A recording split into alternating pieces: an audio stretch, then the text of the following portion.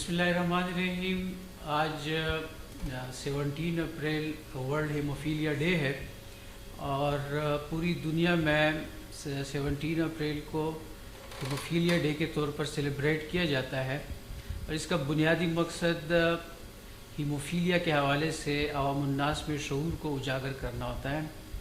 Haemophilia बुनियादी तौर पर खून का एक मौरूसी मर्ज़ है जिसमें खून को जमाने वाले जो अज्जा होते हैं, जिनको फैक्टर 8 और 9 कहते हैं, उनकी कमी होती है या वो बिल्कुल मौजूद नहीं होते।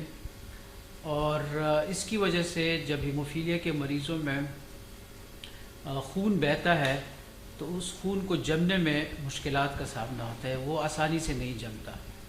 और यही वजह है कि जब ऐसे मरीज़ों को चोट लगती है या वो कहीं पे गिरते हैं तो उनकी जो ब्लीडिंग है वो आसानी से नहीं रुकती और एक सीवियर एमरजेंसी की सूरत हाल इख्तियार कर जाती है। हीमोफीलिया खून का एक मौरूसी मर्ज़ है, ये बचपन से होता है और इसकी शरह जो है वो मर्दों में ज़्यादा है और ख़वातीन में कम है। और इसकी 3 टाइप्स है। एक को हम हीमोफीलिया ए कहते हैं जिसमें फैक्टर 8 की डेफिशिएंसी होती है।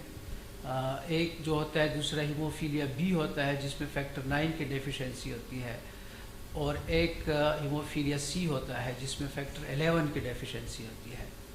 और इसमें सबसे ज़्यादा जो कॉमन पाया जाता है वो हीमोफीलिया ए है और उसके बाद जो है तो हीमोफीलिया बी और हीमोफीलिया सी।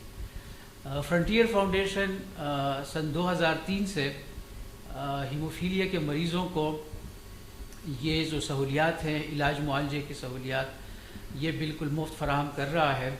इस वक्त फ्रंटियर फाउंडेशन में तकरीबन 850 के करीब हीमोफीलिया के मरीज़ रजिस्टर्ड हैं और ये सूबे का जो खैबर पख्तूनख्वा सूबे का वाहिद हीमोफीलिया ट्रीटमेंट सेंटर है जहाँ पर हीमोफीलिया के मरीज़ों को इंतहाई महंगे फैक्टर 8 और फैक्टर 9 के इंजेक्शन बिल्कुल मुफ्त फराहम किए जाते हैं। हर साल करोड़ों रुपए के injection haemophilia patients welfare society के ताउन से और हीमोफीलिया फाउंडेशन ऑफ पाकिस्तान के ताउन से और वर्ल्ड फेडरेशन ऑफ हीमोफीलिया के ताउन से इन बच्चों को, इन मरीज़ों को ये फैक्टर इंजेक्शन बिल्कुल मुफ्त फराहम किए जाते हैं, जिसकी वजह से इंतहाई एमरजेंसी में जो इनकी ब्लीडिंग नहीं रुकती वो रुक जाती है।